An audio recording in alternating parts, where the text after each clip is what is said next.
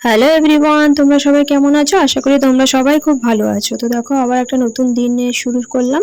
তো ঘুম থেকে উঠে আগে ঘরের বাসি কাজকর্ম করে নিলাম। নিয়ে তারপর একটু শান্তি করে বসে চাটা খাচ্ছিলাম। তো সকাল সকাল চাটা খেলে ভালোই লাগে, বেশ ফ্রেশ লাগে আর কি। তো জানো তো আগে না আমি দুধ চা ছাড়া খেতামই না। সকাল বলো বিকেল বলো আমি দুবেলায় দুধ চা খেতাম।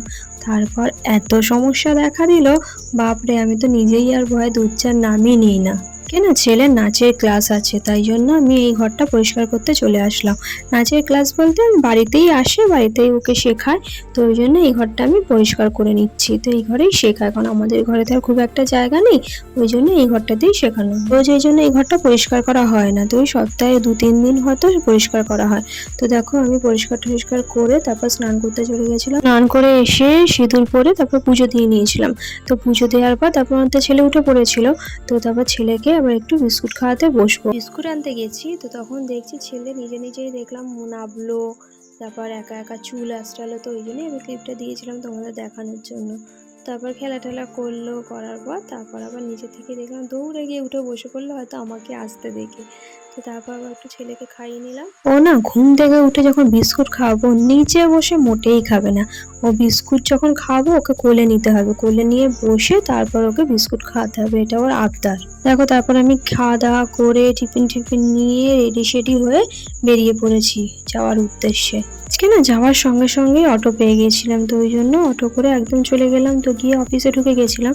তো অফিসে কাজবাজ সেরে তারপর ঠিক ওই কটা বাজে 3:30-4টে নাগাদ, তখন আমরা 3 মূর্তি ফ্রেশ হয়ে বেরিয়ে পড়েছিলাম ঘুরতে যাওয়ার উদ্দেশ্যে। ফোন করে আবার মুখ ঢাকছে, মুখ দেখাবে না বলে।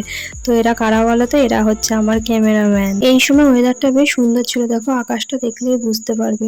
তো ওই জন্য বেশ ভালোও লাগছিল ঘুরে। তো গেলাম, ঘুরলাম, খাওয়া দাওয়া করলাম। তারপর দেখো আমি ঘড়ির মোড়ে নেমে গেছি। তো সেই মুহূর্তে কি গরম লাগছিল এই সময়টা, কি বলবো। তো তারপর ওখান থেকে ফুল নিলাম, ফুল নিয়ে তারপর বাড়ি চলে আসলাম। বাড়ি এসে ফ্রেশ হয়ে তারপর আবার ছেলেকে রেডি করিয়ে নিলাম। তো ছেলের পড়া ছিল, তোকে নিয়ে আবার পড়াতে দিতে যাব।